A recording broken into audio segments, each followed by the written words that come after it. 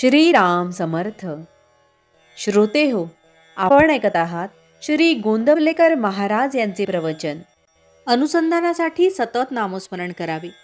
नामस्मरण हे प्रपंचाकरिता म्हणजे तो चांगला व्हावा म्हणून नाही, तर प्रपंचाची आसक्ती कमी करण्यासाठी आहे. तरी पण त्याने प्रपंच बिघडणार नाही. जे होईल ते आपल्या बऱ्याकरिता आहे असे मानून परमात्म्यावर विश्वास ठेवून राहावे. एक गृहस्थ मला भेटले तेव्हा म्हणाले, मी रिकामा वेळेत नामस्मरण करतो. त्यावर मी म्हटले, साऱ्या जन्मात महत्त्वाचा आणि सार्थकी लागलेला वेळ असेल तर तो हाच.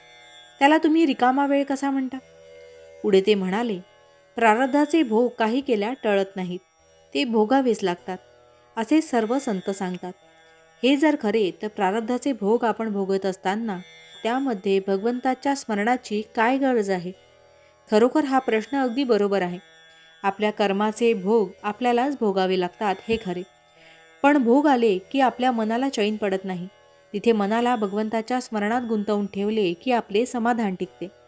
आपल्या सध्याच्या अवस्थेमध्ये भगवंताच्या इच्छेने घडायचे ते घडते असे मानणे किंवा भगवंत चांगले करील असा विश्वास ठेवून वागणे हेच सोपे जाईल. हे दिसायला साधे असले तरी यात फार मोठे मर्म साठवले आहे. हे ध्यानात धरा. भगवंताच्या इच्छेने घडणार ते घडू द्यावे अशी निष्ठा उत्पन्न व्हायला त्याचे अनुसंधान सतत ठेवले पाहिजे. आहे त्यात समाधान आणि भगवंताचे अनुसंधान एवढी सद्गुरूची आज्ञा असते. दुसऱ्याने आपल्याला दुःख दिले असता आपले अनुसंधान चुकते ही त्याची नव्हे, आपली चूक आहे. विषय कसा सुटेल, मन एकाग्र कसे होईल हे न कळले तरी चालेल. सोडण्याच्या गोष्टीचा अभ्यास करण्यापेक्षा धरण्याच्या गोष्टीचा म्हणजे अनुसंधानाचा अभ्यास करावा. एक भगवंताचे अनुसंधान ठेवले की सर्व गुण आपोआपच वाढतील. ते कसे? तर शरीराचे अवयव सारख्या प्रमाणात वाढतात तसे. झाडाच्या मुळाला पाणी घातले की त्याच्या सर्व भागांना ते पोहोचते. तसे भगवंताचा विसर पडू न दिला तर सर्व काही बरोबर होते.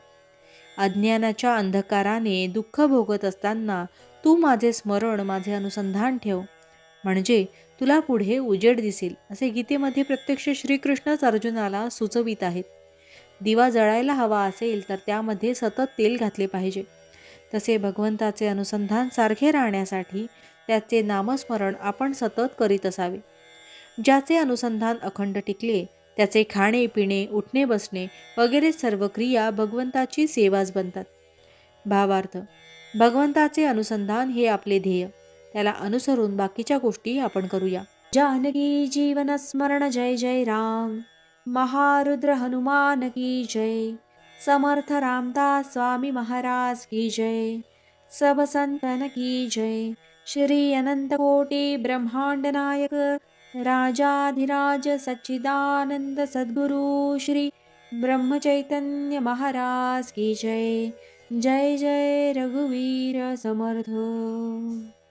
आता आपण 13 वेळा नामस्मरण करूया. श्रीराम जय राम जय जय राम. श्रीराम जय राम जय जय राम. श्रीराम जय राम जय जय राम. श्रीराम जय राम जय जय राम. श्रीराम जय राम जय जय राम. श्रीराम जय राम जय जय राम. श्रीराम जय राम जय जय राम. श्रीराम जय राम जय जय राम. श्रीराम जय राम जय जय राम. श्रीराम जय राम जय जय राम. श्रीराम जय राम जय जय राम. श्रीराम जय राम जय जय राम. श्रीराम जय राम जय जय राम. जय श्रीराम.